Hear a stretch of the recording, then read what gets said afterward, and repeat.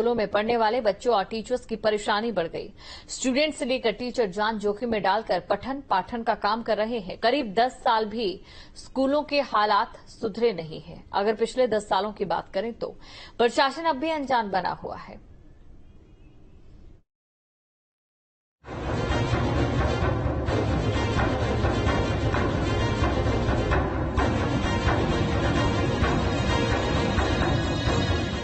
जर्जर स्कूल, टूटी दीवारें, छत से दिखाई देती सरिया और यहाँ पढ़ते बच्चे। ये नजारा है पौड़ी के सरकारी स्कूल का, जहां एक नहीं, दो नहीं, बल्कि करीब 17 सरकारी स्कूल इन दिनों बदहाली के दौर से गुजर रहे हैं। जिले में जूनियर हाई स्कूल के 15 स्कूल जबकि माध्यमिक के 2 स्कूल जर्जर हालत में हैं। आलम यह है कि अधिकतर स्कूलों की छत खोखली हो चुकी है, छत से रेत और सीमेंट झड़ चुका है और अब छत के भीतर बिछाई गई सरिया भी नजर आने लगी है।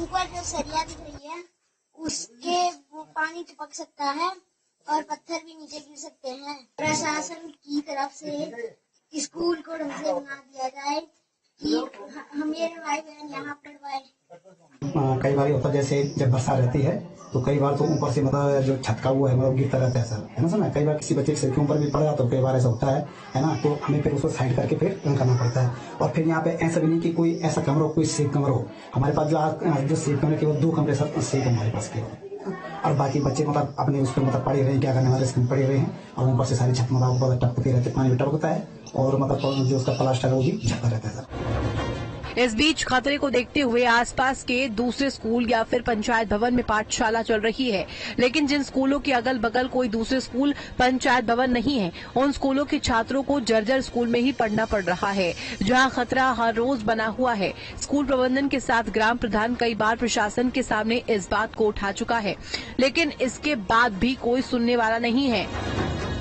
मैं अभी बेंगवाड़ी गांव में मौजूद हूं, जहां प्राइमरी का एक स्कूल काफी जर्जर स्थिति में दिखाई दे रहा है। हमारे साथ यहां के जो प्रधानाचार्य हैं वो मौजूद हैं। अभी 7 बच्चे हैं, पिछले साल 9-10 थे, तो 1-2 बच्चे 5 वास करके निकल गए हैं। तो जिस स्थिति में अभी मैं इस स्कूल को देख रहा हूं, बच्चों का पठन पाठन कहाँ किया जा रहा है? ये सामने हाई स्कूल है, तो हाई स्कूल में हमें एक कमरा मिला है, तो हम उधर ही बच्चों को बिठाते हैं। कब से इस स्कूल की स्थिति? 1.5-2 साल हो गया, 2 साल लगभग होने वाला है। तो इधर एक तो सारा पानी टपकता रहता है, ऊपर से सीमेंट और कंक्रीट गिरता रहता है। इसके अलावा इसमें जानवर का खतरा है, सांप बिच्छू, तो ये तो नॉर्मल सी बात है कि अंदर घुसे रहते हैं। हमारे द्वारा भी मीडिया के माध्यम से, पत्राचार के माध्यम से, बीडीसी के माध्यम से हम लोगों ने शिक्षा विभाग के सम्मुख ये सारी बातें रखी, लेकिन मुझे नहीं लगता है कि 9-10 सालों में इस विद्यालय की तरफ कोई झांकने भी आया। बस हम लोग कहते गए, लेकिन सुनने वाला कोई नहीं है। छोटे छोटे मासूम बच्चे हैं, कभी भी किसी भी बच्चे के साथ कोई भी अप्रिय घटना घट सकती है। उधर इस पूरे मामले पर प्रभारी मुख्य शिक्षा अधिकारी का कहना है कि छात्रों को दूसरे स्कूलों में शिफ्ट किया जा रहा है, साथ ही जल्द ही सारी कमियों को दूर किया जाएगा।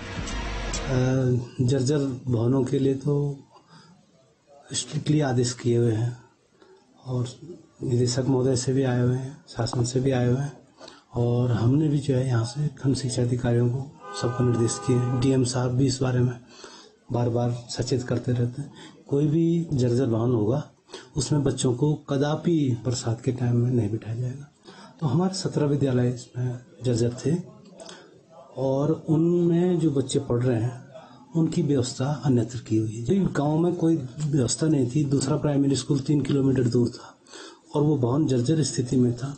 भले ही हमने उसको स्टेट सेक्टर में पुनर्निर्माण के लिए भेज दिया उस विद्यालय को। फिलहाल देखना है कि शासन प्रशासन इन जर्जर स्कूलों की सुध कब लेगा। मासूम बच्चे कब तक जान को दांव पर लगाकर खतरे के बीच पढ़ाई करते रहेंगे। 10 साल से ये स्कूल इसी स्थिति में जीर्ण शीर्ण है। 1 साल पहले ही यहाँ से बच्चों को अब दूसरी जगह पढ़ाने के लिए भेज दिया गया है, लेकिन आप खुद सोच सकते हैं जिला मुख्यालय से लगभग ये 10 से 15 किलोमीटर की दूरी में ये स्कूल पड़ता है। उसके बावजूद 9 सालों से ये जीर्ण शीर्ण स्थिति में है। तो कहीं ना कहीं जो जिलाधिकारी की मैं बात करूं, इससे कहीं ना कहीं उनका मोह भंग दिखाई दे रहा है। अब आने वाले वक्त में ये जरूर देखना होगा कि इस खबर के बाद शिक्षा विभाग किस तरह हरकत में आता है और बच्चों के लिए किस तरह के सुविधाएं उपलब्ध करा पाता है। और गढ़वाल से न्यूज स्टेट के लिए मैं कुलदीप बिष्ट।